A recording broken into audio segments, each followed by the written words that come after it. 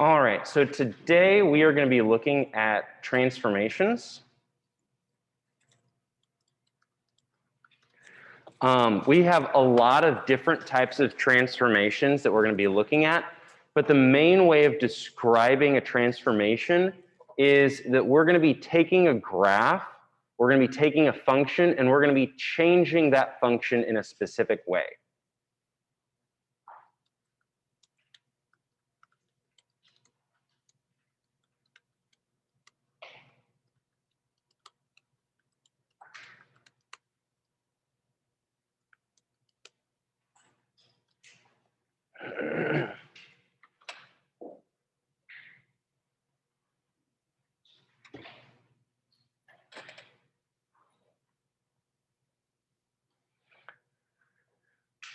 We have a few different types of transformations that we're going to see. The first one's the only one that we're going to see today. The first one we're going to see is called a translation. And that means that we are going to be moving, we're going to be shifting our graph, we're going to be shifting our function up, down, left, or right.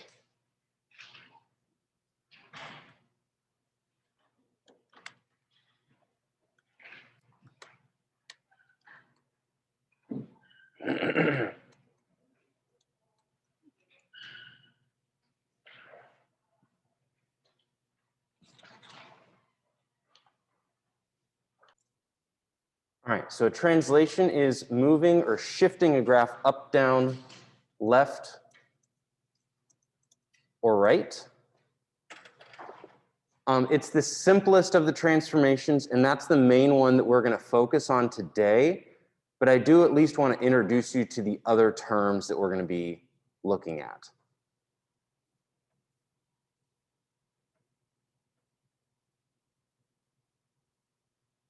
In addition to a translation, we also have a stretch. And then also I'm putting with this a compression, because these are really two words for the same thing, which we'll talk about later on this week. But this is making the graph taller or shorter.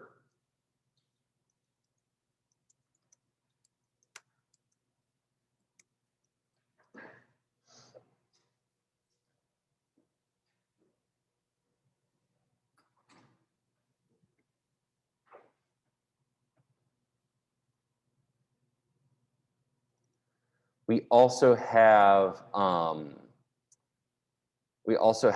a reflection, also sometimes called a flip. And this is where we draw a line usually across the x-axis or the y-axis, and we take the whole graph and we flip it one direction or we flip it another direction.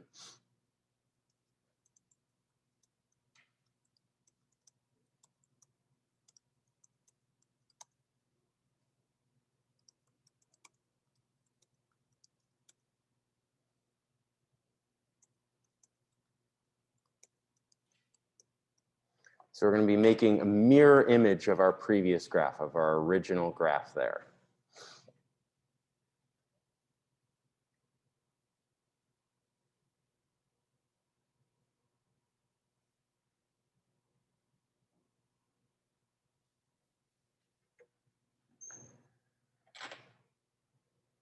The last type that we are going to spend less time on, because these tend to end up very complicated, is called a rotation.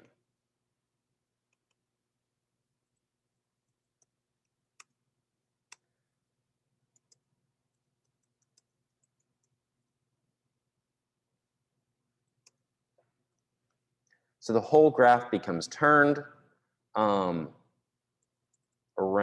a specific point. And even though the explanation is very simple, when we turn graphs, it does very weird things to the equations and very strange things to the functions.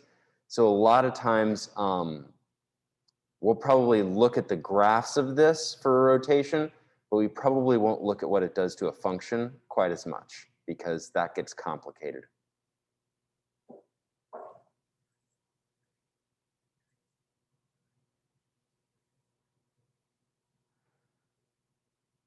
But like I said, today we are mainly going to be concerned with the translations. We're going to be moving our graph around, and we're going to be seeing how that changes our functions.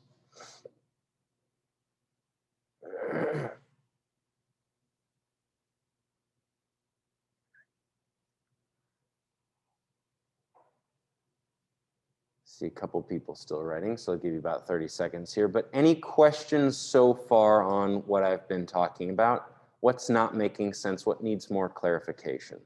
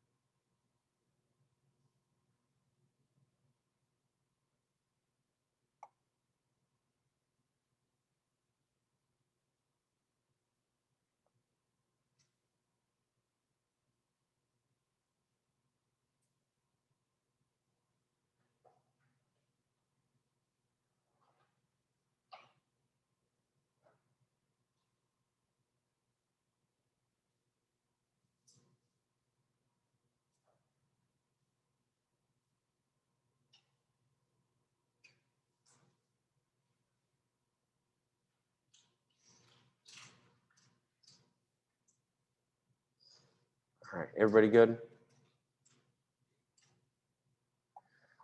Okay, so I mentioned the first type of transformation we're going to look at is called a translation.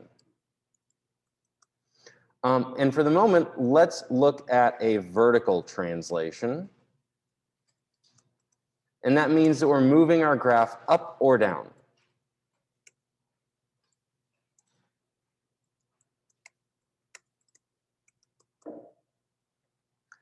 Whenever we have a function, let's say that we have f of x equals 3x minus 4. We can modify this function right here by changing f of x right here. So the original f of x,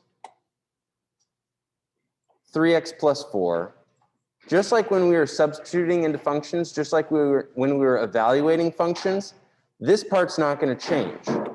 But what we can do is we can do things like this. We can, let me get this. We can take f of x, and then we can say, rather than just regular f of x, rather than our regular original function, I am going to add 2 to that function right here. I'm going to take my original function, and I'm going to add 2 to it. So let's see what happens with this. So my original function,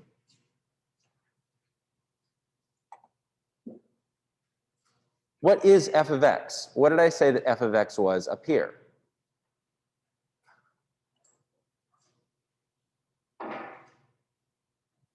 We said that f of x is 3x minus 4. So I substitute f of x right here, and I say that that is 3x minus 4. So this part, f of x, is the same as it was up here.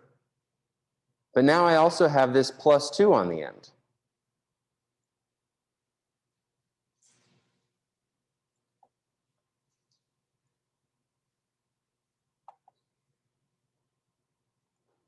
And so we can simplify this because notice we have some like terms here. I have this negative 4, which is a regular number.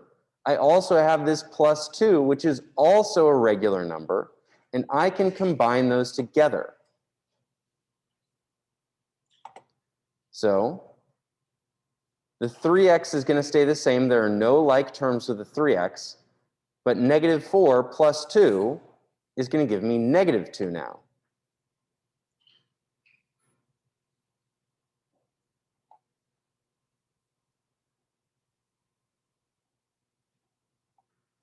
And so I have this new function here, f of x plus 2.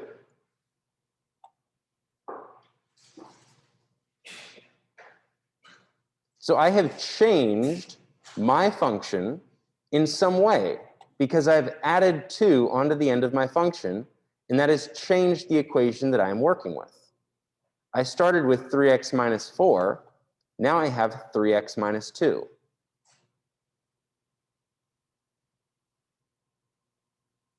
I see a few people writing, so I'm going to give you a few more seconds here. But we're going to graph both of these out to see what changed on our graph.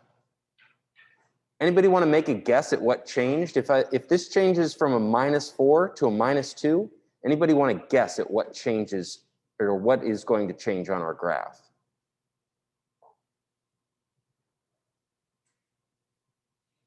Okay, give it a thought. And as soon as I see people finished writing here, we'll go ahead and graph these out.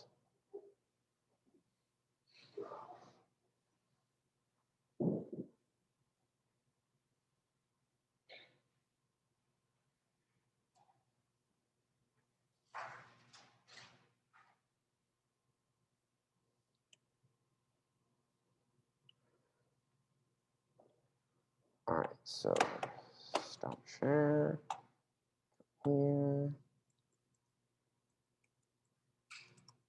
If you've never used Desmos, this is a very, very helpful graphing calculator. You can get an app for this on your phone. You can also just pull up Desmos on your computer. But this is what I use for all of my graphing stuff.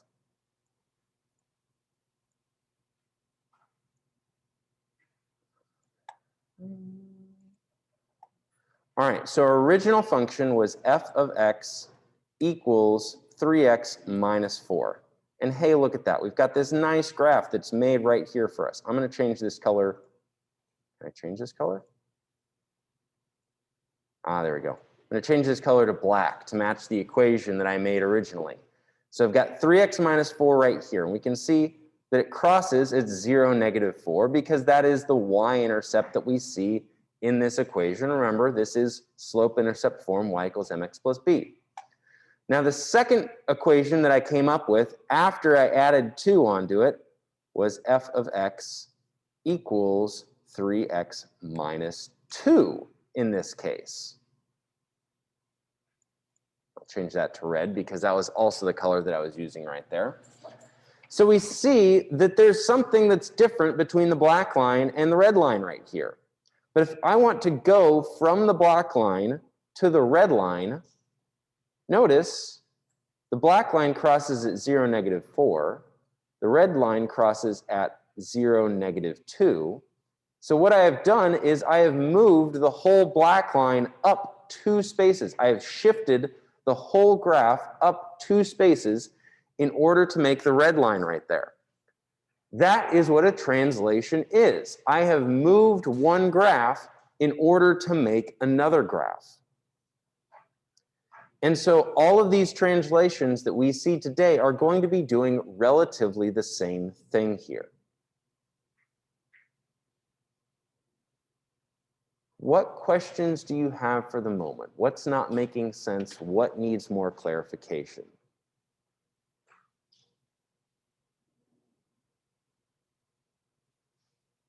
All right, let's go back to this right here. So for a vertical translation,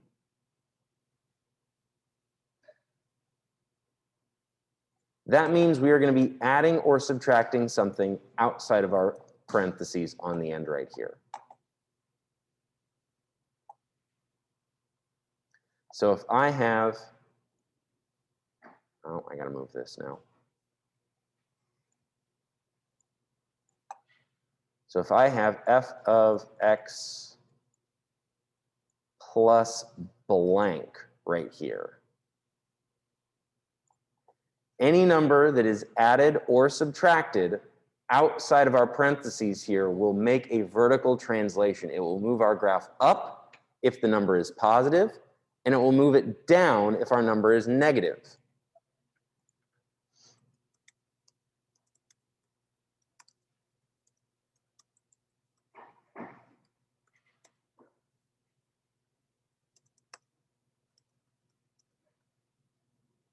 I shouldn't say after, I should say outside of the parentheses.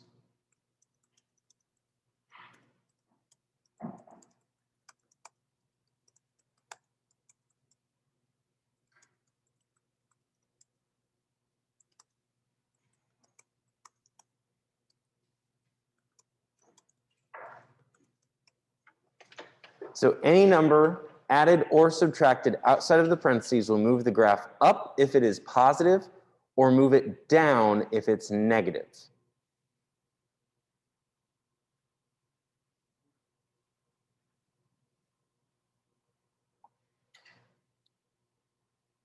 So one of the types of problems that we are going to have tomorrow when I'm gone, and one of the types of problems that we're going to practice here today, is you're going to be given something that looks like this. Well, let me just pause since I see people writing.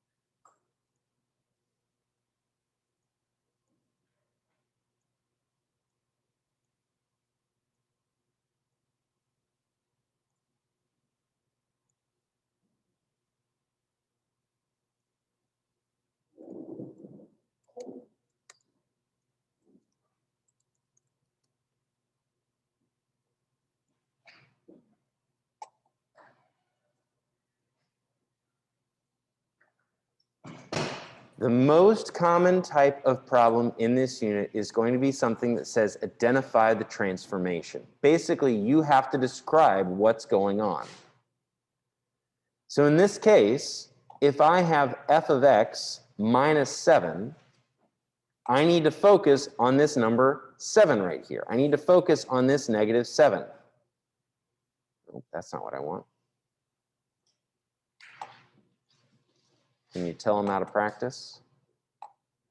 If I'm focusing on this negative 7 right here, the negative tells me that my graph is going to move down, and the 7 tells me how far it's going to move down. So specifically, I can say that my graph is going to move down 7 spaces because of this negative 7 right here.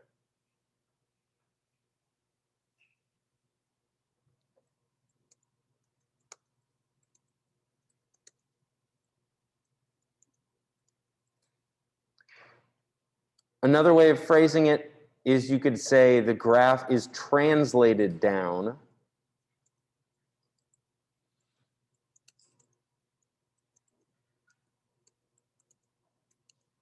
by 7.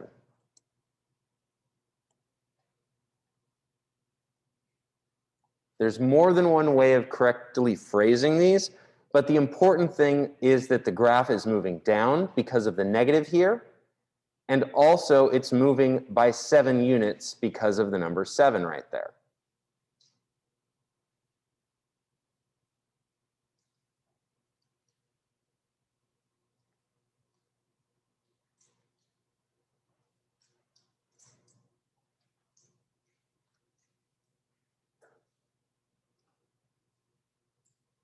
Questions on this example? Is that making sense? Because I want to have you all try out a couple of these to make sure it's making sense.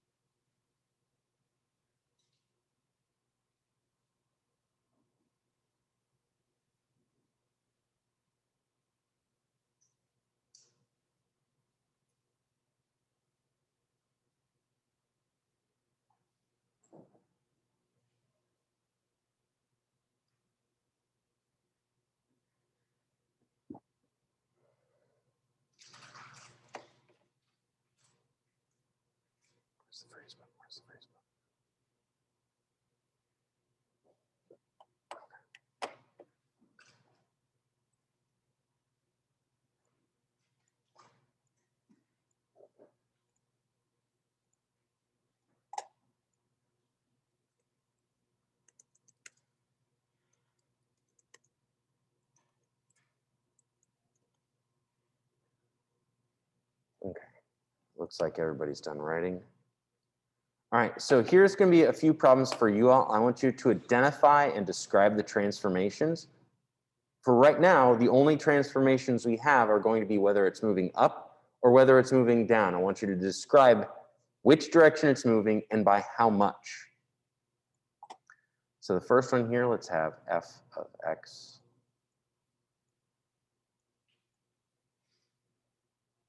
plus 8. F of x minus 1. F of x minus 11. And then lastly, f of x plus 16. So 4 problems for you to try out. Go ahead and give these a try real quick. Just a second here. All right, so I think people are getting the hang of this here, but if we put in our solutions for these, the first one here, we just say the graph moves up 8 spaces.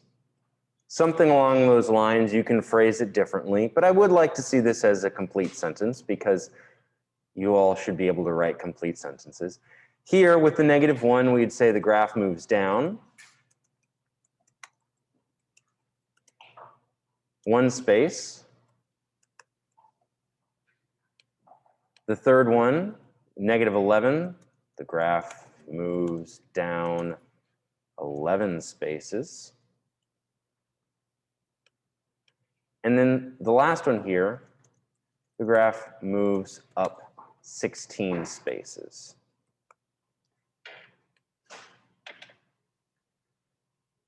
So as I was walking around, it looked like most people were getting the hang of this. But what questions do you have? What needs to be clarified? What's still not making any sense?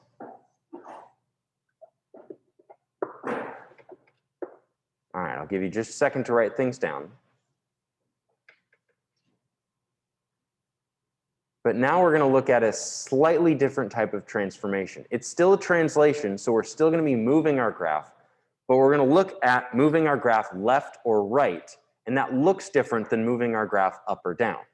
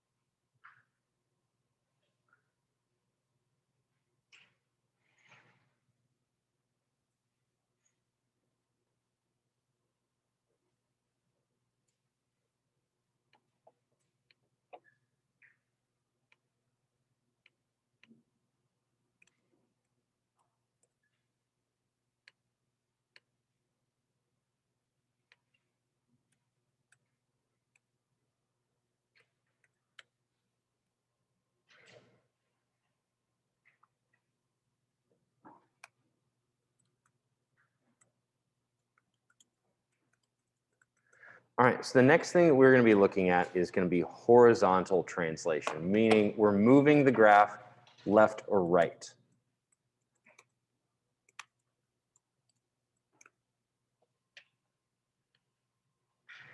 And specifically, when we see numbers that are added or subtracted with our graph, or with our function, those numbers are added or subtracted inside the function. So f of x plus something inside the parentheses, or f of x minus something inside the parentheses. So if a number is added or subtracted inside the parentheses, that is going to move our graph left or right.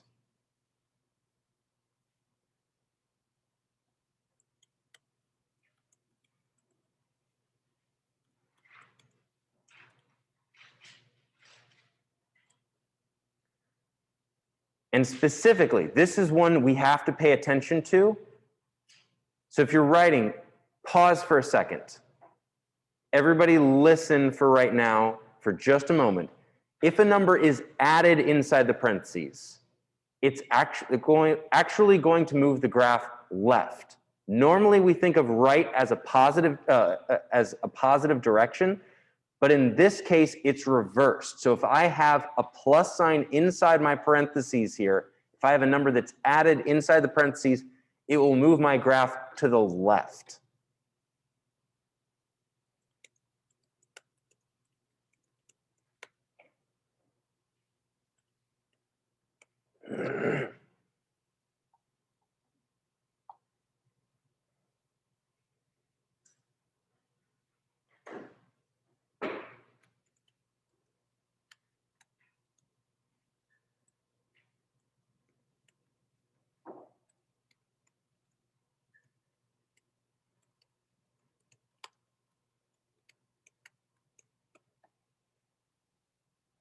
And conversely, if a number is subtracted inside of the parentheses, the graph is actually moved to the right. Normally we think about negative and minus as a left direction, but when it's inside the parentheses here, when it's inside the parentheses of our function, it actually moves the graph to the right rather than to the left. And that is one of the most common things that people mix up on these problems, because it does seem so backwards as to what we're used to.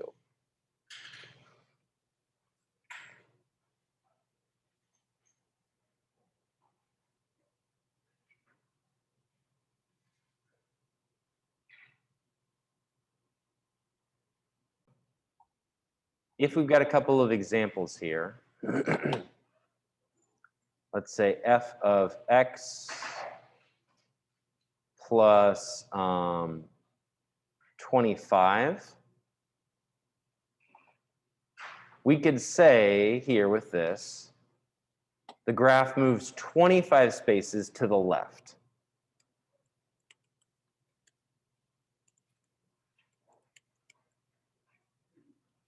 And we know that it moves left because it's added inside the parentheses. Remember, we normally think of plus and the positive direction as being to the right, but when it's inside the parentheses, we actually go in the reverse direction. So we go to the left whenever we add inside the parentheses there.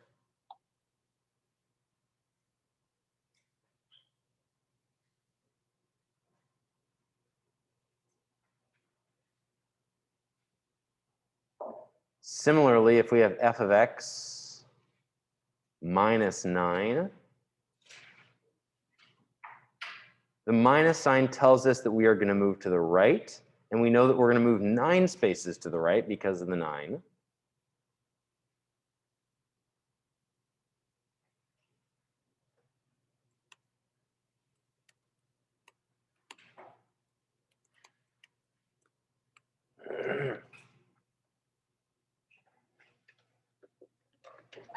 And that's all we would need to describe right here.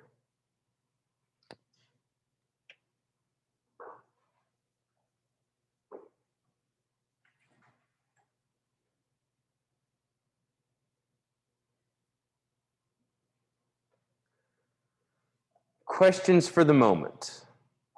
What's not making sense? What needs more clarification?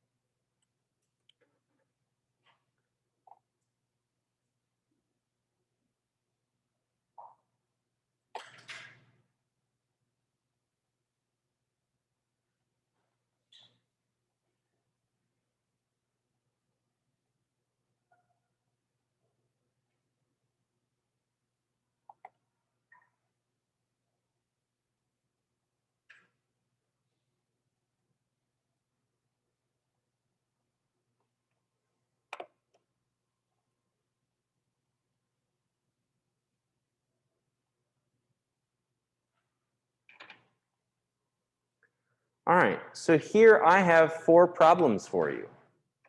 Notice though, everybody take a look at these. If you're looking at a phone, I'd appreciate you setting that down for the moment. Take a look at these. We have some where we have numbers added inside or subtracted inside the parentheses. I've also mixed those with the earlier problems where we have numbers added outside and subtracted outside of the parentheses. So this is a combination of both of the things that we've seen so far. Some of these are just a horizontal translation. You're moving it left or right. Some of these are just a vertical translation if you're moving it up or down. If the number is added or subtracted outside of the parentheses, which direction are we moving? Are we moving left or right or up or down? If the number is outside the parentheses. I couldn't hear you. Yes, perfect. So if the number is outside the parentheses, we're moving up or down. If the number is inside the parentheses, we're moving left or right. Yes. If it's outside the parentheses, it's up or down. If it's inside the parentheses, it's left or right. So go ahead and give these a try. All right, so this is what we should have for our solutions on these. The first one, the graph moves 3 spaces to the left. The second one, with the 3 on the outside, the graph moves 3 spaces up. The third one, we've got -5 inside the parentheses, so the graph is going to move 5 spaces to the right. And lastly, with the 5 on the outside, the graph moves 5 spaces down. As I was walking around, it looks like people are making sense of this, but are there any questions? Is there anything that needs to be clarified? What's not making sense? All right, so we have placed these together in separate problems. Let's see it together in a single problem, because we can have more than one type of transformation in the same problem here.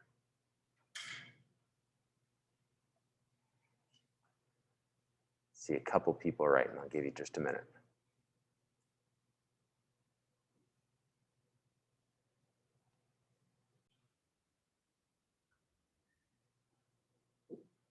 All right, so our instructions are still going to be the same here. For what we're doing today, our instructions are basically always going to be the same. We're just asked to describe the transformations. And that is going to be a lot of the problems that we see in this unit, is just being able to say what's happening. But now,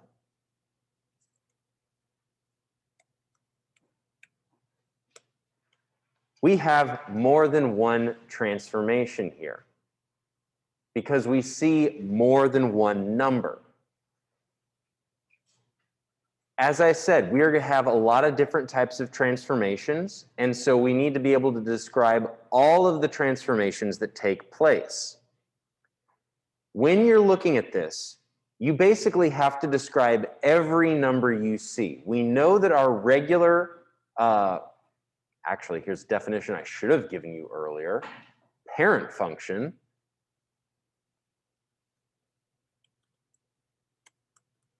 A parent function is a function with no transformations.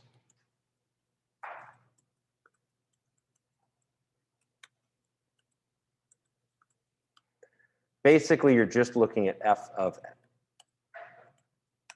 x. So there's a definition I should have given you earlier. A parent function is a function with no transformations.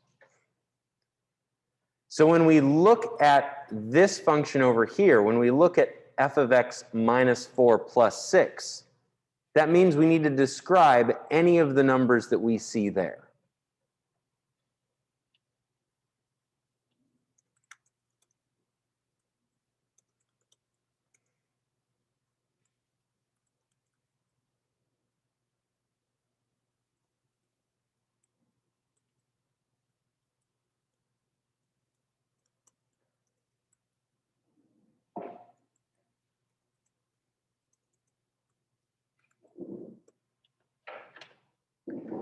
So when you have more than one transformation, you must describe what each number does to change the function.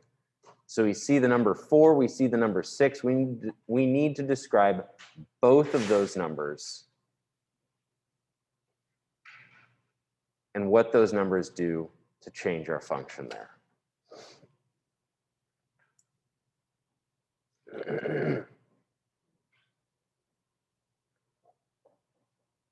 And once again, the way that we describe them can be a little bit different. They can vary. We just need to make sure that we describe all of them. In this case, both of them.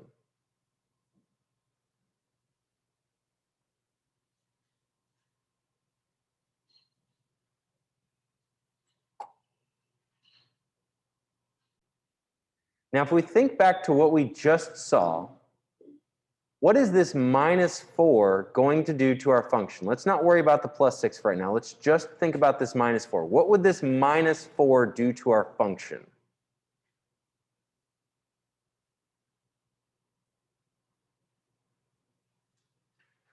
Well, if it's inside the parentheses, which direction is it going to move? Is it up or down, or is it left or right? Left and right, yeah. Inside the parentheses is going to be left or right. So if I have a -4, which direction is that going to be? Is that going to be left 4 or right 4? It's going to be to the right 4. So we can start by describing that. The function moves 4 spaces to the right. And because we also need to describe this 6. If I've got a +6 outside of the parentheses, which direction is that going to move? It's going to move up. So we can say and moves up 6 spaces. So altogether, the function moves 4 spaces to the right and moves up 6 spaces.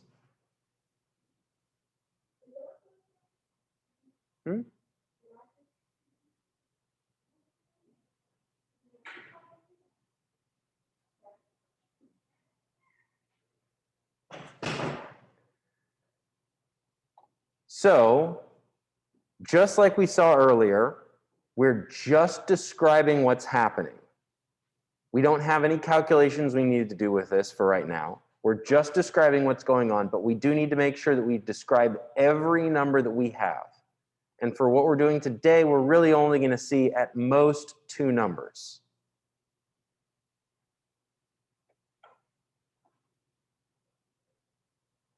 Questions on this example here?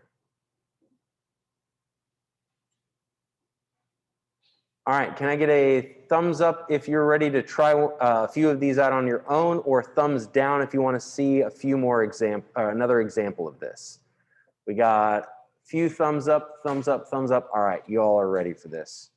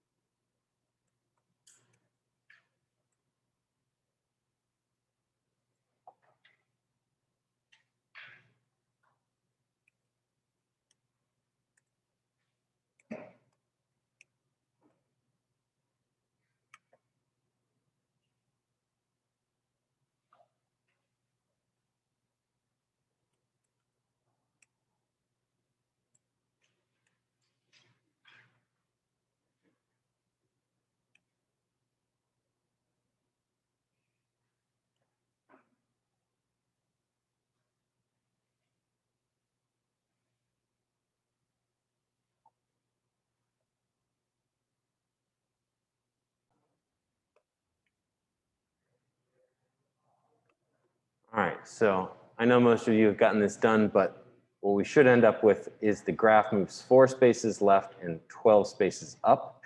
For the first one, remember inside the parentheses is reversed. The second one, the graph moves 1 space to the right, once again, because it's reversed, and 8 spaces down.